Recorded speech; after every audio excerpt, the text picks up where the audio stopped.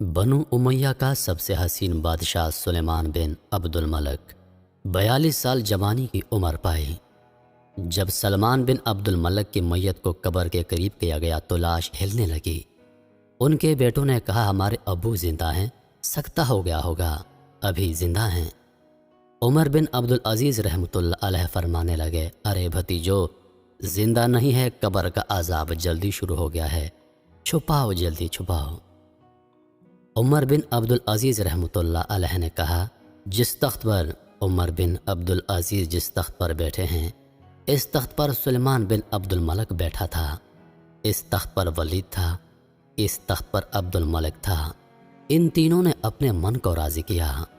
جب عمر بن عبد العزیز رحمۃ اللہ علیہ کا وقت آیا تو انہوں نے رضا بن حیبہ سے فرمایا، میری عبد الملک بن مروان کی بیٹی فاطمہ سے شادی ہوئی۔ میں نے عبد الملک بن مروان کو قبر میں اتارا، کفن کی گرہ کھول کر دیکھا تو ان کا چہرہ قبلے سے ہٹ چکا تھا اور رنگ کالا سیاہ پڑ چکا تھا، جبکہ عبد الملک بن مروان گورا چٹا تھا، گال سرخ۔ پھر میں نے ولید کو قبر میں اتارا، میں نے اس کے کفن کی گرہ کھولی تو اس کا رنگ سیاہ ہو چکا تھا، قبلے کی طرف سے اس کا چہرہ ہٹ چکا تھا۔ پھر سلمان بن عبد الملک کے کفن کو کھولا، اس کا بھی چہرہ قبلہ سے ہٹ چکا تھا، رنگ سیاہ پڑ چکا تھا۔ اب میں جا رہا ہوں، مجھے دیکھنا۔ پہلے تینوں نے حکومت کی، پوجا کی۔ عمر بن عبد العزیز نے اللہ تعالیٰ کی عبادت کی۔ عمر بن عبد العزیز رحمۃ اللہ علیہ جب خلیفہ بنے تو ایک بڑا عجیب خطبہ دیا، اے لوگو، بچپن میں شعر و شاعری کا شوق تھا تو میں شاعر بنا، تھوڑی سی اٹھان ہوئی تو علم کا شوق ہوا، میں نے علم حاصل کیا، جوان ہوا تو فاطمہ بنت عبد الملک سے عشق ہوا، میں نے ان سے شادی کی۔ اب اللہ نے مجھ کو حکومت دی ہے، اب تم دیکھو گے میں اس سے اپنے اللہ کو راضی کروں گا۔ 4-5 سال کے بعد ان کے وراثت میں حکومت آ رہی ہے اور 3 براعظموں پر حکومت ہے، اور ایسا رعب و دبدبا ہے کہ بنو امیہ کا کوئی ان کے سامنے سر نہیں اٹھا سکتا۔ 3 براعظم میں زکوٰۃ لینے والا کوئی نہ بچا، 3 براعظموں میں سوال کرنے والا کوئی نہ بچا، 3 براعظموں میں ظالم کوئی نہ بچا، 3 براعظموں میں مظلوم کوئی نہ بچا، لیکن خود کیسے رہے۔ ایک دن گھر آئے اور کہنے لگے، اے فاطمہ، بڑے اچھے دن گزرے ہیں، اب امتحان ہے، میں تیرا حق ادا نہیں کر سکوں گا، طلاق لینی ہے تو لے لو، میں حاضر ہوں، ساتھ دینا ہے تو پہلے اپنے حق معاف کرو۔ سیاسی لحاظ سے فاطمہ جیسی عورت تاریخ میں نہیں آئی، 7 نسبتوں سے یہ شہزادی ہیں۔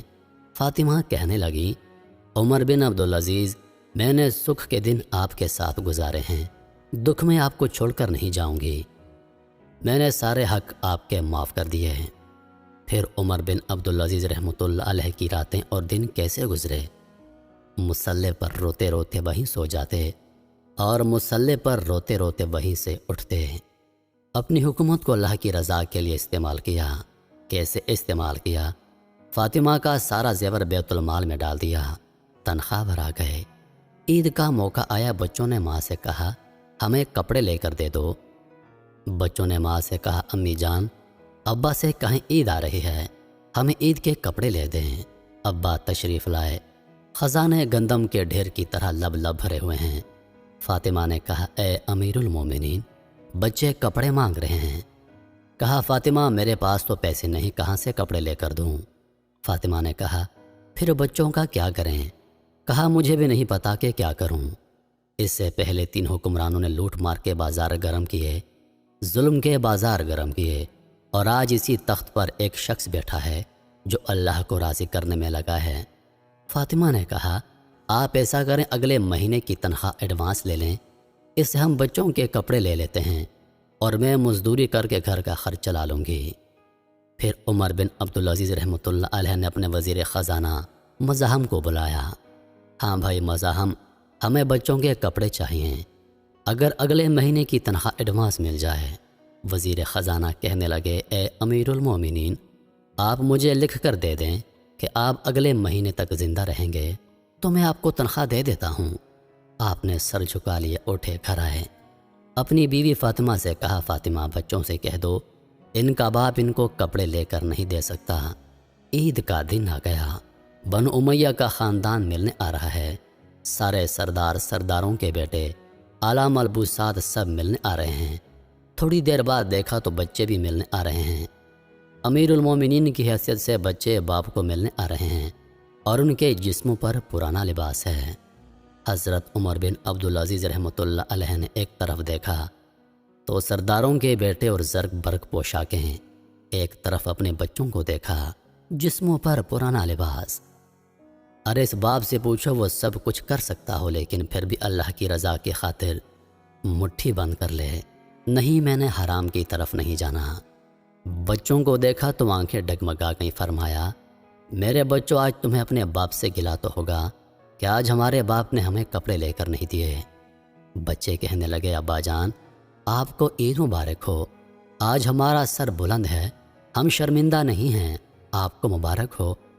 हमारे बाप ने कौमी ख़जाने में बदयांती नहीं की, हम शर्मिंदा नहीं हैं। इंसानों को कपड़ों में नहीं तोला जाता। आज का मेरा देश इतना मालदार और फ़कीर हो गया है, इतना छोटा हो गया है कि वो अपना तारुफ करवाने के लिए 50 लाख की घड़ी लेता है, 6 लाख का जूता लेता है। आज की बेगम इतनी छोटी हो गई है कि वो अपने कद को बड़ा करने के लिए 8-10 लाख का हैंड बैग लेती है। अरे मेरे भाई, तू 2 टके का नहीं रहा अगर तुमने 50 लाख की घड़ी से ख़ुद को बड़ा बनाया है। अरे इस धोखे से निकलो, ब्रांडेड करने वालों। जब तुम अपनी ज़ात में बेकीमत हो तो अल्लाह की कसम, तुम्हारी घड़ी, तुम्हारे बैग, तुम्हारी गाड़ियाँ तुम्हारी ज़ात ऊंची नहीं कर सकते। एक दिन उमर बिन अब्दुल अज़ीज़ रहमतुल्लाह अलैह अपनी बेगम फ़ातिमा से कहने लगे, फ़ातिमा, कुछ पैसे हैं, मेरा अंगूर खाने को जी चाह रहा है। फ़ातिमा रोने लगी और कहने लगी, अमीरुल मोमिनीन, ख़जाने भरे पड़े हैं, क्या एक दिरहम का भी हक़ नहीं कि लेकर आप अंगूर खा लें।